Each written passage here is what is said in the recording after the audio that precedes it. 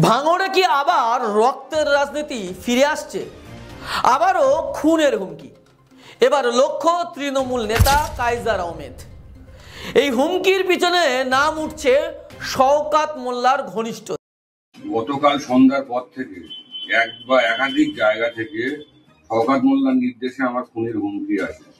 আমি আপনাদের বারবার বলছি যে এই খুনি, বাইক ছিনতাইকারী, জমি লুটেরা এ যতদিন ভাঙড়ে থাকবে ততদিন সাধারণ মানুষের জীবন কোষ্ঠাগত করে তুলবে।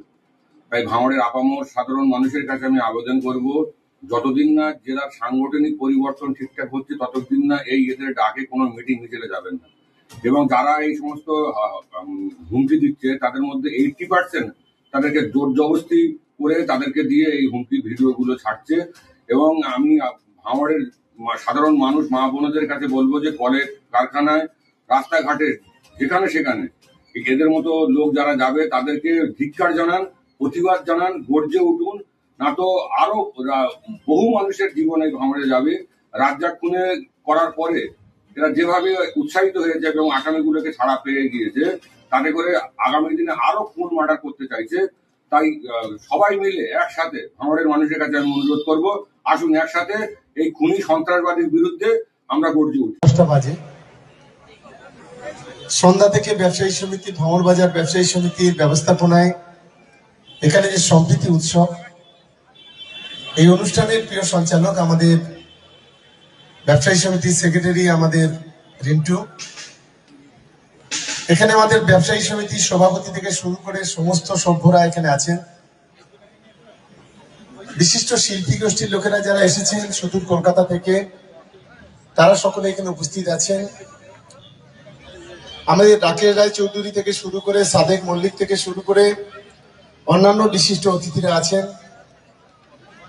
আর বিশেষ করে আমার সমবয়স্ক, আমার বয়োজ্যেষ্ঠ, আমার ছোটরা যারা আছেন, ভাঙড় বাজার ব্যবসায়ী সমিতির অন্যান্য বন্ধুরা যারা আছেন, তাদের সকলকেই ধন্যবাদ জানিয়ে আমি দুটি কথা বলি, কারণ এখানে সবাই গান শোনার জন্য অপেক্ষা করছে। আমি একদম বক্তব্য দীর্ঘায়িত করব না। দেখুন, আজকের ভাঙড় বাজার ব্যবসায়ী সমিতি একটা নতুন দৃষ্টান্ত স্থাপন করলো। অনেক ব্যবসায়ী সমিতি আছে এই জেলায়, অনেক ভাঙড় বাজারের চাইতে অনেক বড় বাজার আছে, কিন্তু আজকে আমরা আনন্দিত